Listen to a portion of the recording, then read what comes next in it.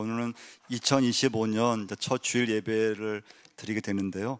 오늘 함께 볼 이제 말씀은 아브라함의 믿음입니다. 아브라함 믿음이 오늘 본문에 보시면 쭉 이렇게 내려간 상태예요.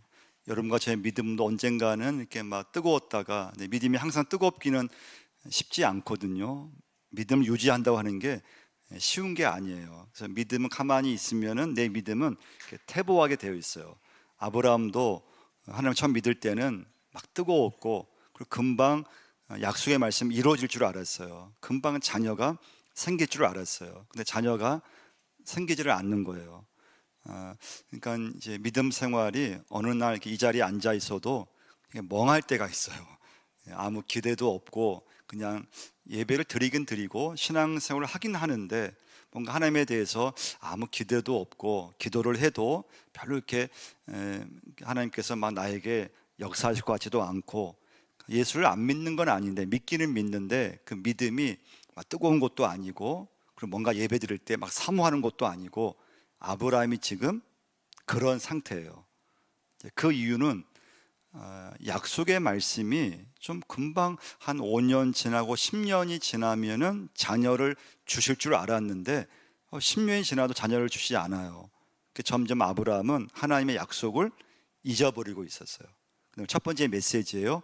그렇지만 하나님의 시간이 있다는 것을 꼭 기억하셔야 돼요.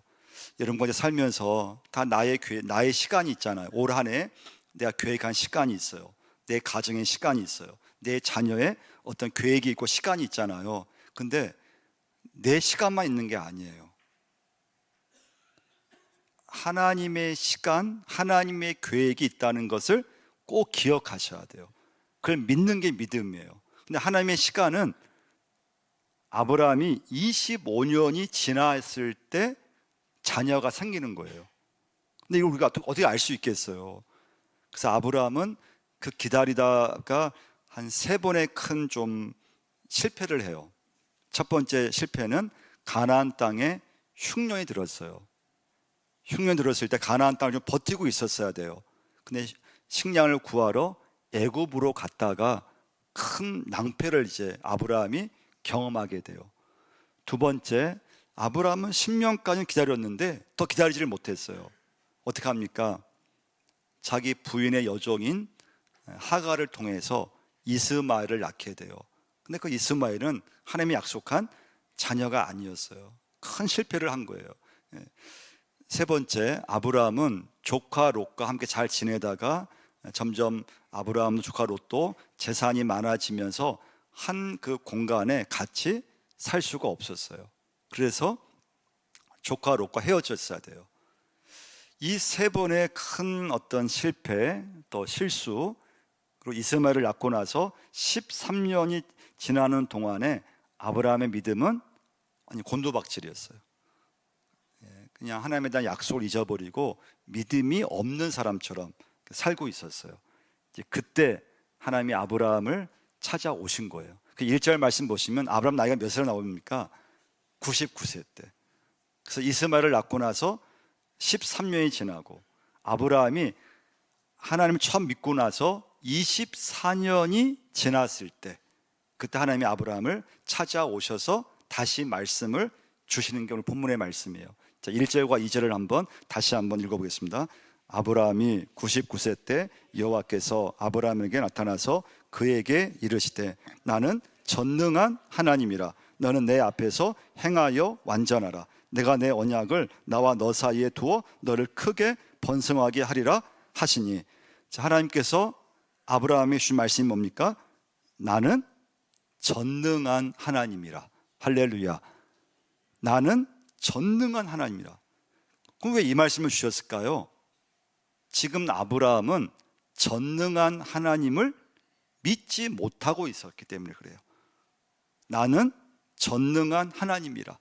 너는 내 앞에서 행하여 완전하라. 하나님은 전능하신 하나님, 하나님은 내가 한 약속을 반드시 이루시는 하나님이심을 아브라함에게 말씀해 주고 있는 거예요. 내 약속은 변하지 않는다는 거예요. 하나님의 시간이 있다는 거예요. 그 시간이 이제 왔다는 거예요. 25년이 지났을 때 인간의 힘으로 이제 자녀를 낳을 수 없는 그 상태가 되었을 때 하나님은 아브라함에게 이제 이세를 자녀를 주시겠다, 이제는 하나님께서 행하시겠다 말씀을 주시는 거예요. 여러분과 제가 하나님을 믿고 있잖아요. 하나님 능력이 많으신 전능하신 하나님이신데, 여러분과 제가 내가 믿음이 없으면 하나님이 아무리 능력이 많으시고 전능하시다 하더라도 내가 믿음이 없으면 그 하나님과 내가 동행할 수 없다는 거예요. 아브라함이 아무리 하나님을 믿는다 하더라도 아브라함에게 믿음이 없으면 아브라함에게 기적은 일어나지 않는다는 거예요. 그래서 하나님은 다시 아브라함에게 믿음을 회복시켜 주시는 거예요. 할렐루야. 믿음이 회복되어야 하나님의 일을 할 수 있기 때문에 그래요. 여러분과 저도 마찬가지예요. 올 한 해 우리가 어떤 일을 하든지 봉사를 하든지 믿음으로 직분을 감당하든지 할 때 여러분, 내가 믿음이 없으면 주의 일을 할 수가 없어요. 믿음이 있어야 돼요.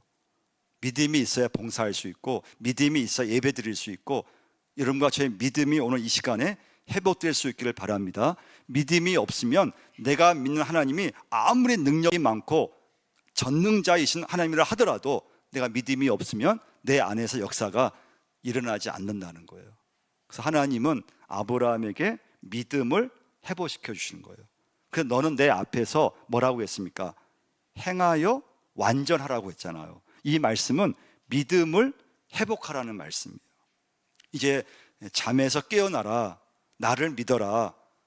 아브라함아, 전능하신 하나님 믿어라. 하나님의 계획은 절대 그냥 사라지는 것이 아니고 반드시 이루어지는 것이다. 하나님의 계획은 반드시 이루어진다. 그 믿음을 가지고 내 앞에서 살아가라. 할렐루야. 이게 첫 번째 메시지예요. 이때 중요한 건 여러분, 내 인생에서 내 시간만 있다는 게 아니에요. 여러분과 저는 살면서 뜻대로 안 됐을 때, 또 나도 모르게 불행한 일을 겪을 때, 큰 문제를 만났을 때, 기도했는데 응답이 안 됐을 때, 여러분, 저의 인생에는 하나님의 시간이 있다는 것을 꼭 믿으셔야 돼요. 그 다음에 하나님의 아브라함에게 3절 이하의 말씀은 아브라함이 처음 하나님 만났을 때 주셨던 말씀을 반복해 주고 있어요. 자, 3절과 4절 한번 읽어보겠습니다. 아브라함이 엎드렸더니 하나님이 또 그에게 말씀하여 이르시되, 보라, 내 언약이 너와 함께 있으니 너는 여러 민족의 아버지가 될지라. 자, 이 말씀은 24년 전 하나님께서 갈대아 우르를 떠날 때 아브라함에게 주셨던 말씀을 똑같이 한번 반복되는 말씀이에요. 이때 아브라함은 믿음이 좋았어요. 하나님을 잘 믿었어요. 근데 시간이 지나면서 아브라함의 믿음이 흔들리기 시작했어요. 흔들렸던 이유는 뭐냐? 하나님의 시간을 끝까지 기다리지 못했다고 하는 거예요. 이게 인간의 한계예요. 그럼 저도 마찬가지예요. 우리 사람은 한 달, 한 1년 기다릴 수 있잖아요. 근데 어떻게 아브라함이 25년을 기다려야 되는 거거든요. 10년까지는 잘 버텼어요. 근데 10년이 넘었으면서부터 아브라함은 그 믿음이 흔들리기 시작했어요. 아브라함의 인간의 시간, 자기의 시간을 의지했기 때문에 하나님의 시간이 예정되어 있는데 그 시간을 기다리지 못했다는 거예요. 그럼 누구든 믿음이 막 흔들리기 시작해요. 그래서 여러분, 우리 살면서 인간적인 생각과 그런 방법으로는 하나님의 일을 이룰 수 없다는 것을 꼭 기억하셔야 돼요. 그건 상처만 남게 되어 있어요. 아브라함이 인간의 생각과 인간의 방법으로 자기 여종인 하갈을 통해서 이스마엘을 낳았잖아요. 근데 그 인간의 방법은 아브라함 가정의 평생의 어떤 실패였어요. 평생의 그런 오점이었어요. 큰 상처였다는 거예요. 그래서 여러분과 저는 주의 일을 할 때 하여튼 어떻게 하든지 믿음으로 하려고 하셔야 돼요. 믿음으로. 교회 봉사를 한다, 하여튼 믿음으로 하셔야 돼요. 뭐 사람 만난다, 믿음으로만 만나셔야 돼요. 내가 예배 드린다, 교회 왔다, 믿음으로만 하셔야 돼요. 근데 나도 모르게 자꾸 인간의 내 생각과 내 방법으로 뭘 하려고 하잖아요. 그러면 꼭 상처를 주고받게 되어 있어요. 인간의 상처를 받고 또 상처를 주게 되어 있어요. 근데 믿음으로 하는 것은 절대 상처가 안 돼요. 상처를 주지 않고 상처를 받지 않아요. 하나님이 이제 아브라함의 이름을 바꿔주세요. 이름이 비슷한 것 같지만 그 이름이 바꾼 이름은 뜻이 완전 달라요. 자, 5절 말씀 한번 읽어보겠습니다. 5절입니다. 이제 후로는 내 이름을 아브라함이라 하지 아니하고 아브라함이라 하리니 이는 내가 너를 여러 민족의 아버지가 되게 함이니라. 자, 이름을 바꾸셨어요. 이제 이름이 비슷한 이름 같지만 뜻은 완전히 달라요. 아브라함에서 아브라함의 뜻은 높으신 아버지, 그런 뜻이에요. 존귀하신 아버지. 근데 아브라함이라고 하는 말의 뜻은 모든 나라의 아버지, 모든 사람의 아버지, 그런 뜻이 이제 있어요. 이름을 왜 바꿔주셨을까 질문을 하셔야 돼요. 하나님이 왜 아브라함의 이름을 왜 이때 바꿔주셨을까요? 지금 아브라함이 잘한 게 없어요. 계속 아브라함은 하나님 잊어버렸다 그랬잖아요. 그걸 실수했어요. 그러면 하나님이 아브라함을 야, 너 이제 자격도 안 돼. 그러면서 아브라함을 내쳐야 돼요. 버리셔야 돼요. 근데 하나님은 그 아브라함을 이름을 바꾸시면서 그 아브라함에게 엄청난 축복의 말씀을 주셨다는 게 중요해요. 이름을 바꾸신 이유는 아브라함으로 하여금 새로운 믿음의 일을 하게 하기 위해서 그 아브라함에게 이름을 바꾸셨던 거예요. 99세 때 불가능한 상황인데 하나님이 주신 약속의 말씀대로 그때 아브라함과 사라는 이삭을 잉태하게 돼요. 임신하게 돼요. 할렐루야. 여러분, 하나님은 여러분과 저에게 믿음으로 살지만 살다 보면은 실패할 때가 있어요. 근데 여러분, 절대 내 과거에 머물러 있으면 안 돼요. 여러분, 사단은 자꾸 사람으로 하면 여러분과 저로 하여금 과거의 실수, 과거의 잘못에 자꾸 나를 거기에 딱 이렇게 멈추게 만들어요. 그럼 우리는 아무것도 못해요. 근데 하나님은 내가 과거에 뭘 크게 잘못했을지라도 여러분과 저를 버리시는 게 아니고 더 큰 일을 맡겨주시는 하나님이심을 믿으시기를 바랍니다. 그럼 베드로는요, 예수님을 모른다 부인했어요. 3번이나 부인했어요. 베드로가 얼마나 부끄러운지 몰라요. 근데 하나님은, 예수님은 그 베드로를 다시 쓰셔요. 12제자 가운데 대표 사도로 베드로를 다시 세워버리시는 거예요. 그래서 여러분과 저는 살아가면서 절대 예수 믿는 사람은 과거에 매여 있는 사람이 아니에요. 과거의 잘못, 과거의 실수, 과거의 일에 내가 매여 있는 것이 아니고 하나님은 여러분과 저를 다시 새롭게, 새로운 일을 다시 새롭게 믿음을 맡겨주셔서 주의 일을 감당케 하시는 하나님이신 줄 믿으시기를 바랍니다. 그래서 적용할 게 있는데요. 자, 이름을 바꾸셨어요. 근데 아브라함 이름을 뭘로 바꾸셨느냐? 모든 나라의 아버지, 모든 사람들의 아버지로 바꾸셨어요. 여러분과 저는 살아가면서 한평생 열심히 일하는 게 좀 이유가 어디에 있습니까? 내 가정 살기 위해서, 내 자녀 뒷바라지하기 위해서 거의 모든 부모들은 사실 그냥 평생 고생한다고 보시면 돼요. 평생 일하는 이유가 다른 이유가 아니에요. 그냥 나 살고 내 자녀들 어떻게든 살게 하기 위해서, 그게 가장 무시할 수 없는 인생에서 참 중요한 이유 중에 하나예요. 근데 여러분과 제가 예수를 믿으면 그 가족 간이 넓어져야 돼요. 우리 한국 사람들은 좋은 점도 있고 좀 단점도 있어요. 근데 좋은 점은 뭐냐? 내 가정 귀하게 여기고 내 자녀 귀하게 여기고, 그건 참 좋은 점이에요. 근데 단점은 이게 너무 강하다는 거예요. 내 집, 내 가정, 내 하여튼 교회, 나와 관계된 것은 너무 강해요. 근데 좀 나 외에 내 집이 아닌 학교라든가 내 집이 아닌 교회라든가 내 집은 정말 깨끗하게 쓰고 내 집에서는 막 전략하고 내 집에서는 그냥 막 아끼는데 내 집이 아닌 이런 공공기관, 내 집이 아닌 다른 데서는 그냥 내 집처럼 하지 않는다는 거예요. 그냥 마음대로 막 쓰고 그냥 아끼지도 않고 그런 어떤 모습이 한국인들한테는 있다는 거예요. 근데 여러분과 제가 살면서 예수를 믿으면 이 가족관이 넓어져야 되고, 예수를 믿으면 내 가정, 내 자녀, 평생 내가 열심히 일하는 게 내 자녀를 뒷바라지 하다가 거의 한평생을 보내는데, 근데 예수를 믿으면 나도 모르게 다른 자녀를 내가 기도해 주고 다른 자녀가 어려울 때 도와주기도 하고 다른 자녀를 내 자녀처럼, 다른 부모님을 내 부모님처럼 그게 믿음으로 섬기고 헌신한다는 거예요. 아멘 안 하시잖아요. 이렇게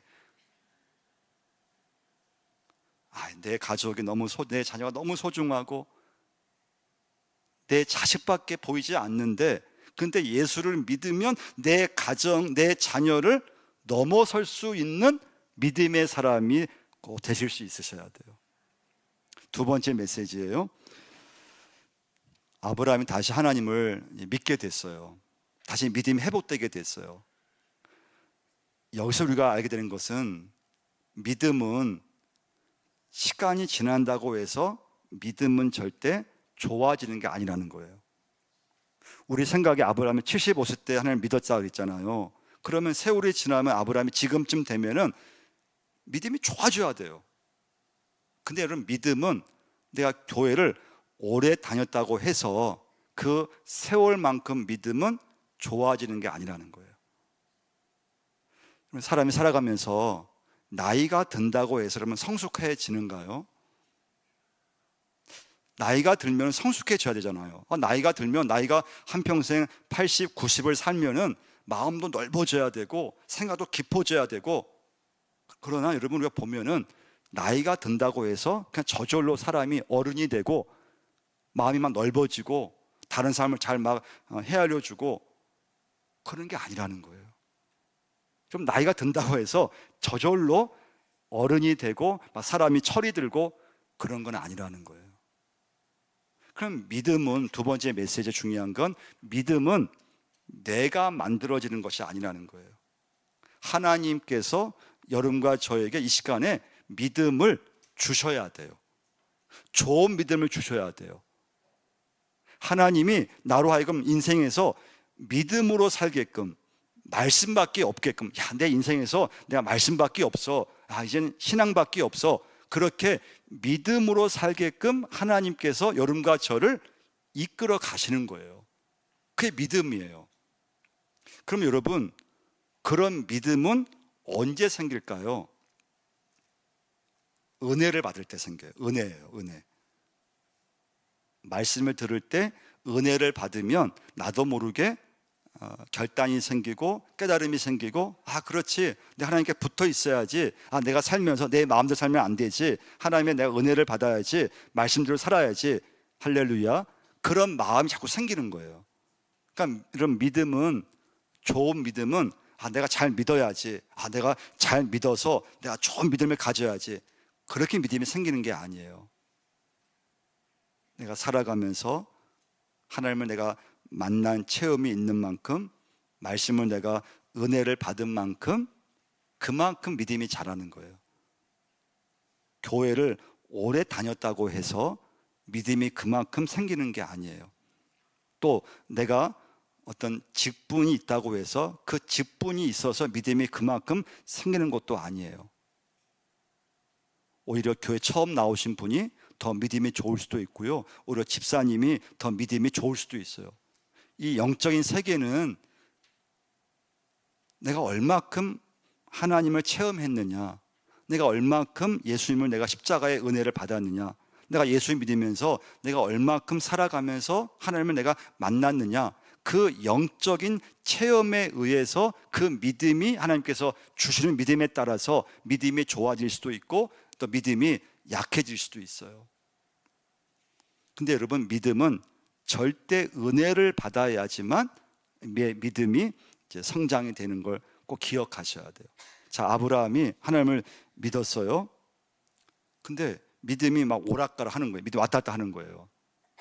그래서 여러분, 우리는 살면서 세상 경험이 많은 사람들이 있어요. 나이가 들고 하면은 사회 경험이 많잖아요. 그럼 사람이 노련해져요.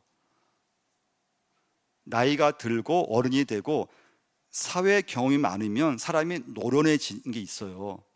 근데 사람이 지혜가 많고 노련해지는데 그것이 믿음이 아니라는 거예요.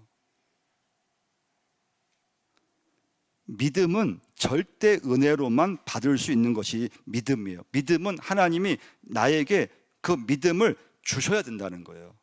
내가 살면서 경험이 많아지면서 인생에서 좀 지혜가 많고 노련하게 산다고 해서 그게 내 믿음의 모습이 아니라는 거예요. 그럼 우리의 문제는 무엇인가 하면, 저나 여러분의 문제는 잘 믿는 것 같은데 자꾸 흔들린다는 거예요. 흔들릴 때가 많다는 거예요. 그 왜 흔들릴까요? 믿음이.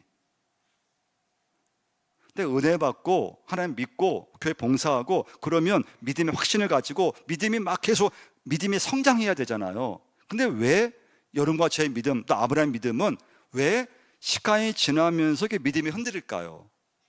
왜 믿음이 왔다 갔다 할까요? 그 이유가 있다면 내 안에 있는 옛 사람이 나를 계속 붙들고 막 물고 늘어지기 때문에 그래요. 그래서 믿음이 좀 약해지면은 그냥 내 옛 본성, 내 안에 있는 옛 사람이 그냥 나를 막 그냥 붙들어 가지고요, 믿음을 없게끔 만들어 버려요.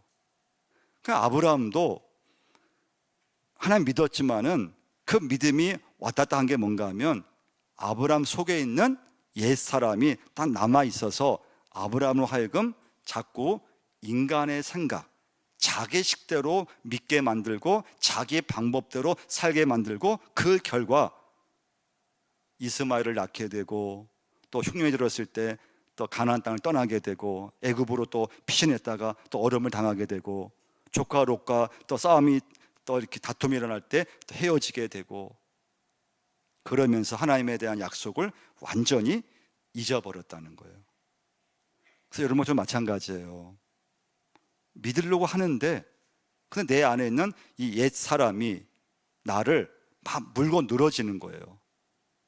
그래서 한쪽에는 믿음으로 살아야지, 근데 또 한쪽에서는 글로 가면 안 돼, 내 방법대로 그냥 결정하고 싶고 내가 생각대로 그냥 선택하고 싶고 좀 내 마음대로 살고 싶고, 그런 옛 사람이 나 자신을 계속 물고 늘어지는 거예요. 그 기간이 아브라함에게 있어서는 24년의 시간이 흐른 거예요. 24년.